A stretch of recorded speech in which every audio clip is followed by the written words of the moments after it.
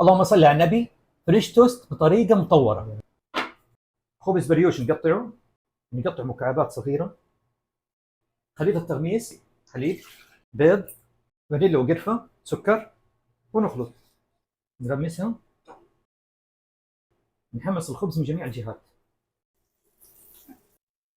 نسوي الكاسترد: حليب، كاسترد، كريم كراميل، وكريم شانتيه، سكر، ونخلطهم على البارد. وبعدين نخليها على نار هاديه لين يغلي. نصب نص الكميه في صحن التقديم. نضيف نص كميه الفرنش توست. نضيف باقي كميه الكاسترد. نضيف شرايح فراوله. باقي كميه الفرنش توست. التزيين حسب الرغبه: صوص شوكولا، صوص كراميل، واخر شيء نزينها بكريم شانتيه. وجهزت يا سيدي. نقول بسم الله. باردة ولذيذة.